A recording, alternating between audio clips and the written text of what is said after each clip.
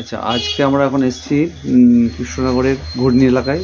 ঘূর্ণিতে এসেছি, পৃথিবী খ্যাত ঘূর্ণি, যেখানে মাটির বা ক্লে মডেল তৈরি হয়, খেলনা তৈরি হয় এবং সেগুলো ইন্টারন্যাশনালি মার্কেটিং যেমন হয়, সেই সঙ্গে সঙ্গে গ্লোবালি যেমন হয়, সেই সঙ্গে আমাদের রাজ্য জুড়েও, দেশ জুড়েও কিন্তু এর খ্যাতি আছে। ঘূর্ণির মাটির তৈরি পুতুল এখানে একটা হ্যাঁ, আমি ভদ্রলোকের সঙ্গে পরিচয় হলো, যার এই খেলনার দোকান আছে, এই ঘূর্ণির খেলনা নিয়ে। তা আপনি এই ব্যবসা কতদিন করছেন?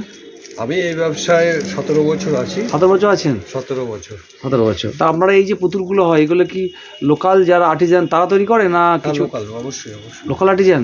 মাটির যে জিনিসগুলো পাচ্ছি আমরা, এবং সেইগুলো আপনারা এখান থেকে ধরুন যেমন পাইকারিভাবে বিক্রি করছেন এবং খুচরো, রিটেল হোলসেল দুটোই করছেন। আমি হোলসেল করি না, আমি রিটেল। আপনি রিটেল করছেন, কারণ হোলসেল করলে কোয়ালিটি মেনটেন করা সম্ভব মুশকিল হয়ে যাচ্ছে।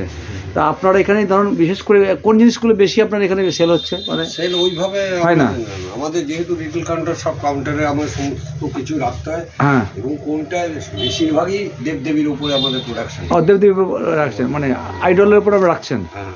আচ্ছা, ইমেজ এবং যেগুলো মানে গড গডেসেস এগুলোর উপর রাখছেন। আচ্ছা, তা কৃষ্ণ এর বাইরেও আমাদের থিঙ্কিং এ যেতে হয়, কারণ এখন তো সব কাস্টের লোকই বাইরে কিছু রাখতে হচ্ছে, রাখতে হয়, এবং চেষ্টাও করি ক্রিয়েটিভ মোটিভেশন নিয়ে। হ্যাঁ, মোটিভেশন এবং ক্রিয়েটিভিটি নিয়ে কাজ করেন। হ্যাঁ হ্যাঁ হ্যাঁ।